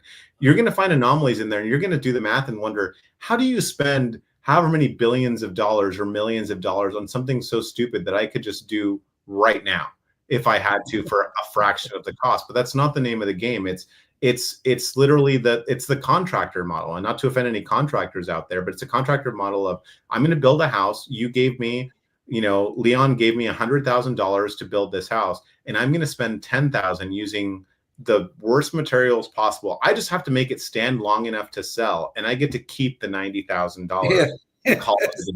But this is what and you know, for a private business, that's fine, because you can go somewhere else. When the house falls apart, you get to sue them, and then you can say, well, that was a really crappy house. I'm going to go find someone else that knows how to build a real house and, do whatever. With the government, there's no suing the government. You never win because the government always decides what the government did wrong. How beautiful of a system is that? It's perfect. It's perfect. And even if the government, I was just going to say, even if the government is found wrong in court, they're going to pay it off with more money from your wallet. Right. Exactly. So either way, we get screwed. Either way. And this is why I've almost had a gun drawn on me here in my hometown, the town that I live. As I'm probably the darkest person here, I've been out jogging and almost had a gun. And I told the police chief straight up, I could make this a thing. Like, I don't want to get into who I am or what I could do to make your life miserable, but I'm just telling you from one man to another, I don't want to play the race card and make your life a living hell or that officer's life a living hell. Because at the end of the day, if I sue you, you're just taking my money to give me my money back and then other people's money. And I don't believe in that. If it was really egregious, maybe I'd gotten shot and I had some medical bills, then yeah, maybe, that's on you or whatever. But this is why, why won't we pass a law to take it out of the pensions, which is also our money, right? But it also affects them in some way to kind of have this kind of corrective behavior. We can't talk about that because it gets into really ugly and dangerous territory, right? But it's absurd that this is where we're at. And I hate seeing stuff like this, but this is it's a perfect system that the state has where when you sue them, even if you win, assuming that you do win, because the state decides if the state is right. How perfect is that? When you go fight even a traffic ticket, the judge is appointed it's a state appointed judge generally, right? You're asking them to decide. It would be like Leon and I having an argument and the judge is his wife. Yeah. And it's like, and then, what? How is this justice? What happens here? I'm sure your wife is lovely, Leon, but I don't trust her rendering a verdict between the two of us. I have to assume that she loves you more than she likes me. I mean, my God. I think you've just sold Leon on the state if his wife gets to be the judge. I'm telling you, for sure. I see. He was about to stroke his beard and say, I get it now. Well, what I think the point you made, though, about going to the lower level and seeing that this even happens at your local level, and the real libertarian solution is there is no other solution other than reduce the size scope of government, keep it as simple and transparent as possible, and then if government's not there, it can't do any harm. Right? Yeah. So I mean that's part of it, right? The more you leave to the market, the probably the better it's going to be. And speaking of which, our show has gotten a little long, so I'm gonna have to reduce it just a little bit because we had a progressive fine story, and I wish I could do this in real life, but I'm gonna toss the progressive fines and we'll address that in another show. But I did want to hit a lot. This has happened in the past. I apologize. I go on tangents and then I hate the state. So that's how much I hate the state. Hey, no, this has been great discussion. And really, it has been, for sure. Yeah. For sure. If people tune in and see libertarians laughing, maybe they'll get a little less mad and laugh along with us. But I did want to bring up this last story, and it's our Knucklehead Noise Patrol to round things out because it's connected to something that you talked about earlier. It's your buddy RFK Jr. And so recently, we had just a few weeks ago, they had decided to take the let's see if I can pull the story up. Here we go. So they had decided that they're going to drop the COVID recommendations on the vaccines for healthy kids and pregnant women, which is huge because we just went through all of the science telling us all of this stuff that we needed to do, and you can't question it and just take it and be a good citizen and all that. Well, anyways, they have sort of taken a stand, and it's not that they're not still going to spend your government money on this, but they're just kind of making a stand that they're not going to force you to take it. So I wanted to... Yeah, so I wanted to show the video here, and also too part of the circus around vaccines and the whole nomination of RFK Jr. as well. So let's show you the video that we have on that. As of today, the COVID vaccine for healthy children and healthy pregnant women has been removed from the CDC recommended immunization schedule. Last year, the Biden administration urged healthy children to get yet another COVID shot despite the lack of any clinical data to support the repeat booster strategy in children. That ends today. It's common sense and it's good science. There's no evidence healthy kids need it today, and most countries have stopped recommending it for children. So it's great news that under Kennedy, the FDA will be giving parents more choice on COVID vaccines with their kids. But remember, it was just a few years ago under the Biden administration, the FDA was actually trying to hide the development data of the COVID vaccines, while at the same time trying to force those vaccines on kids. And remember, it was just a few months ago that Kennedy had to go through a circus on the confirmation in the Senate. Let's take a look at that. You have started a group called the Children's Health Defense. You're the originator. Right now, as I understand it, on their website, they are selling what's called onesies. These are little things, clothing for babies. One of them is titled Unvaxxed, Unafraid. Next one, and they're sold for $26 a piece, by the way. Next one is No Vax, No Problem. Can you tell us now that you will, now that you are pro-vaccine, that you're going to have your organization take these products off the market? Senator, I have no power over that organization. I'm not part of it. I resigned from the board. That was just a few months ago. You founded that. You certainly have power. You can make that call. Are you supportive of this? I've had nothing to do with leadership. Are you supportive of these onesies? I'm supportive of vaccines. Are you supportive of this clothing, which is militantly anti-vaccine? Do you denounce these onesies? Sadly, this is what passes for the science in the Senate. So anyway, I'm just curious about what your guys' thoughts are. I mean, RFK Jr., he got through. He's pushing the Maha movement, and he just did something that I think is kind of, like you said, small steps in the liberty direction, right? Right, Adrian? Yeah, I mean, that's all you can hope for. I mean, Bernie Sanders Theatrics Society, he is one of the best of the theatrical stuff in the Senate. It's endearing. He's a senile old man, but actually he's not senile. He knows what he's doing. Yeah, he's not. Yeah. It's the small. Yeah, remember we had Biden to compare him against recently. Biden is dead. Okay, we're gonna grave on that equity curve. I forgot. So compared, if we're gonna do the equity curve, Bernie Sanders gets an A+ as far as dementia is concerned, or I guess Biden gets the A+. Bernie is down. But I mean, yeah, it's these small steps. I mean, we all knew. The funny thing about this is that the government is in a really tight spot, because what they have to do is they have to roll back these things as best they can without ever admitting fault. Because if you admit fault, then I'll use a really dorky, Marvel analogy, right? So like Doctor Strange in the mirror dimension, that's not real, that he creates out of thin air. Then that all collapses. It all collapses. It doesn't exist anymore. And that's a problem, because if the government ever says we were wrong, then the next time they try to do something stupid or totalitarian, then we're like, hey, remember that time? And it reminds me of those old 90s sitcoms, whether it's like Everybody Loves Raymond or King of Queens or whatever, where the husband never wants to let the wife, even though the husband is wrong, they can never admit that they were wrong. I'm sorry, it's the other way around. When the wife is wrong, she can never admit it, because and then it's the next time the husband wants to do something stupid, they have carte blanche to do it, because, hey, remember that one time in 1995 when you were wrong, when you said that this was bad or this was good, and it was the opposite.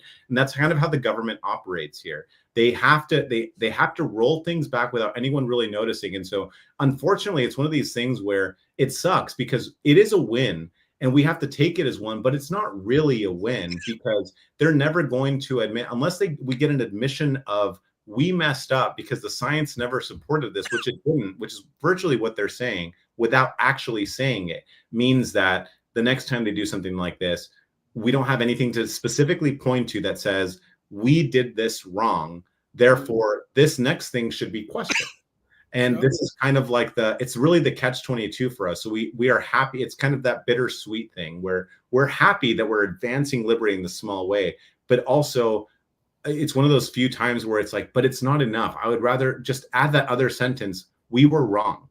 And then but you can't ever say that. Well, the only thing I would say about this is that, yes, I want them to admit they were wrong, which of course they would never do. But I would just like a few people to go to prison over this, because what they did to us was atrocious. Seriously, we could start with Fauci. That would be good. That would be good enough for me. That is the moderate position. Them going to prison is the moderate position, is what I hold. I can't say anything more without getting in trouble or having people in dark suits and sunglasses knock at my door. But yeah, prison is the moderate position. But honestly, I would even like the bare minimum position I would take is I am wrong, but that sets such a bad precedence for the government, because if they're wrong, it's just like parents lying to their kids about whatever. You can never tell your child that you were wrong about something, because then the next time they want to go out or they want to make the stupid decision or even a good decision, then they're going to rub it in your face and they're not going to let it go. Yeah, true. Exactly. They're our parent, and this is how it works. And so unfortunately, we're never going to get that I am wrong thing. And I wouldn't be surprised. I mean, even when I've been known for being cheeky at times. And when I write reports for the LNC or the LP or a press release, I still send it to editors and do whatever. And they're like, you can't say that. You got to remove that line. Like, that's not going to fly. That's not okay. So I can only imagine that when they give these kind of prompted press conferences. So it was Jay Bhattacharya on his left. I don't know who the other guy was, but I have to imagine that when they were reading this thing, it probably went through a few revisions. This is what they wanted to say. And they're like, I like it, except we're going to take out all the parts where you call the government really, really bad. And then now you can say the thing because now it's okay. So it's kind of unfortunate for us. It is a bittersweet pill that we unfortunately have to swallow, because that's just the reality of the situation that we're living in. But it is what it is, I guess. But I mean, I'll take it. I mean, this is good. Everyone seemingly has forgotten. I always like seeing those Twitter posts every once in a while that say something to the effect of, I'll never forget, or I won't forget when we were, it's really easy to. I got reminded about this because it never affected me directly, but a buddy of mine just reminded me. I forget what the context was, but he reminded me the other day that when he lived in Castro Valley, that he had like a weird electrical engineering job where he had to work odd hours, and there was that COVID curfew where you got pulled over if you were out past 11 p.m. or 10 p.m. You got pulled over and you had to show proof that you were allowed to be out, because lest COVID get you at midnight, because COVID is a vampire and it comes out at certain times, like maybe not during the day but at night and whatever. And that was a thing.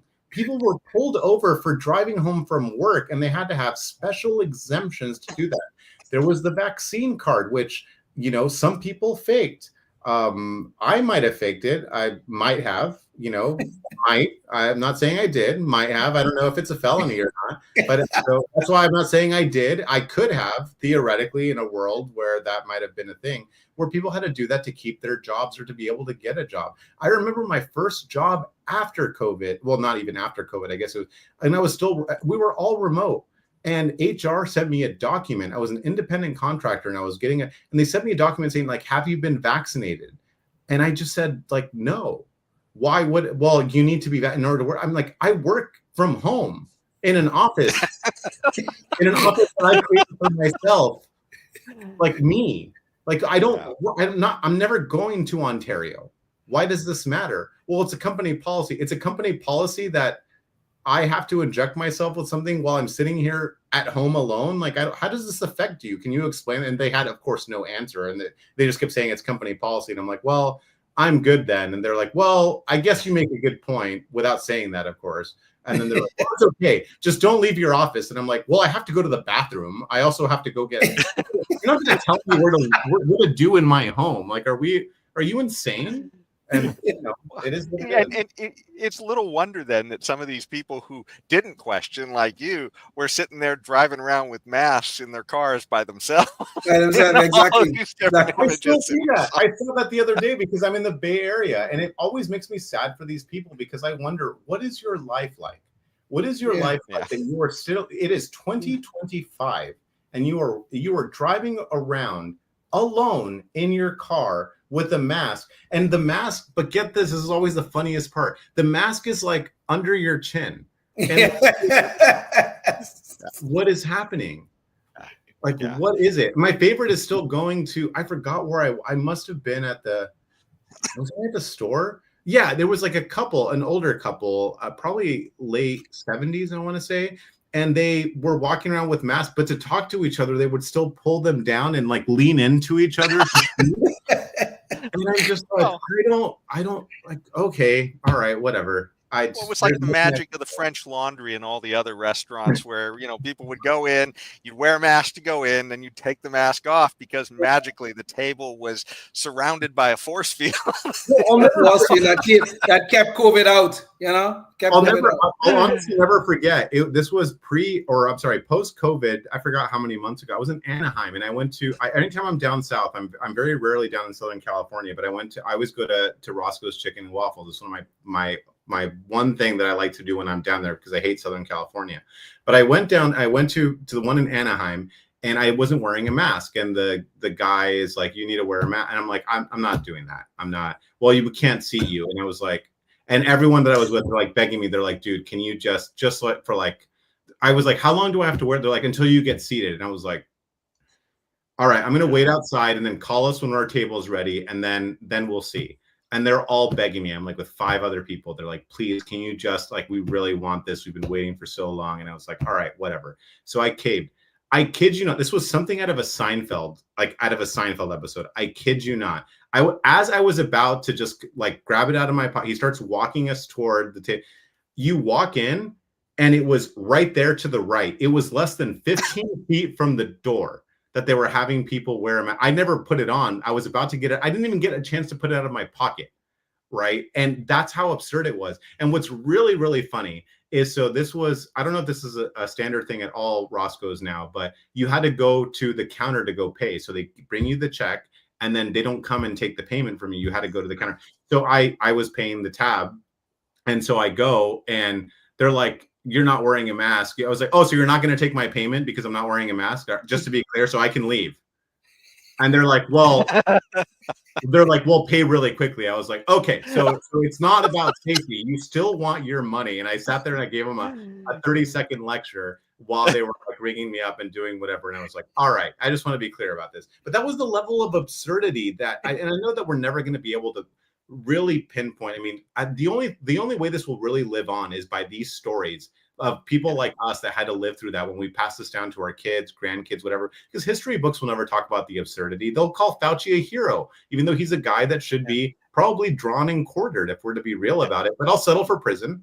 Theoretically drawn and quartered, not really, but theoretically drawn and quartered.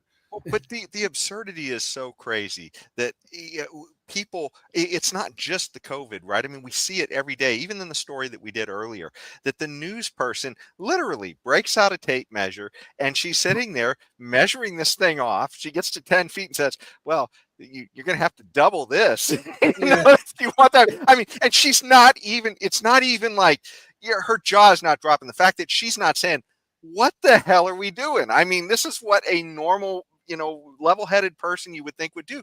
And the media is reporting it like, "Well, okay, I guess we're doing this now." Yes, exactly. I mean, they get their marching orders and they execute them to perfection because that's what they're supposed to do. And if they ever break character, that's like the worst thing that you can do. I mean, it's jaw-dropping. And I truly do hope that future generations look back at stuff like this and they hear these stories. And there are still like clips out there of people that can see. But I mean, I even within the friends that were with me, they flat out told me once we left the restaurant, one of them looked over to me and said, "If I hadn't been here, I would not believe this story." They were there and they said flat out, like, it was literally 10 feet. We walked in, took a few steps and then made a right. And it was the first table right there next to all these other empty tables. And she told me if I wasn't there, because I told this story after the fact, and they were like, "Come on, it had to be more than 50. And she's like, "You don't understand. I was there. If Adrian was telling this story, I would be like you, but I was there. He is not exaggerating in the slightest." That's how absurd this whole thing was. But the saddest thing about that whole story is that there's an awful lot of people who are with somebody and they can't believe it's happening. And the person they're with doesn't see anything wrong with it. That's the craziness of the times. But we've gotten to just about the end of the show, so I wanted to bring up the convention again real quick and see if there's any last messages you wanted to give us about the California LP. Any pitch to people to take a second look at it and come on out and Yeah, I mean, business is not, I'm not going to lie, business is not fun, but I have never chaired a convention sober, nor will I. And I'm entertaining, as you can see from tonight, hopefully. So come out. I make business fun as it can be, possibly. So we're going to have a good time. There'll be good guest speakers there. You'll get to meet a lot of like-minded people. If you're a Californian who thinks that they're insane because they want more liberty, or they find stories like the ones that were premiered tonight to be absolutely absurd, and all of your Democratic, progressive friends, even Republican friends, don't see anything wrong with what happened today, or what we saw today with tonight, I guess it's tonight now, with these stories, come out and meet some like-minded people. You'll get into some spirited debate. You'll have some good drink, smoke if that's your thing, and you can kind of get into the weeds. And there are very few places that you'll get this many libertarians in one place, for better or for worse. So you'll get to kind of pick their brains. You'll get to be around like-minded liberty people. So definitely come out. If business isn't your thing, you can walk in and out. It's free. The talks do cost money, but I'll be around. You can come and say hi. I'm always happy to talk to people, share a drink, and talk your ear off and tell you what I think about certain things. I'll tell you what I really think about Jason and Leon. So you come out. I have stories. Well, I got to say, this has been a lot of fun, and we way overspent on time as though we were spending government money, except that I feel like we actually got some value out of it. I'll send you the bill. I'll send you the bill, and we'll see. We'll see if you think that then. At least $117 in a ticket. I will send it to you. Don't worry about it. There you go. Yeah. But I tell you, if you're watching this and you're not sure what you can do, think about what you can do in your own community, because this is the thing, right? I mean, they're coming for your liberty. We see it every day. We see it in the crazy laws that are passing at both local, state levels, all around the country, especially here in California. But if if we're going to preserve our liberty, everybody's got to take a stand. So, figure out what you can do in your community, and, maybe join your local libertarian party. That might be a first step. But thanks so much, though, for joining us. And until next time, stay tuned and stay free. Oh, yes, indeed. Thanks, guys. Thanks. Life, liberty, and the pursuit of happiness, always and forever. Thank you for listening to the Knuckleheads of Liberty podcast. Find us on Facebook, Rumble, YouTube, your favorite podcast network, and at knuckleheadsofliberty.com.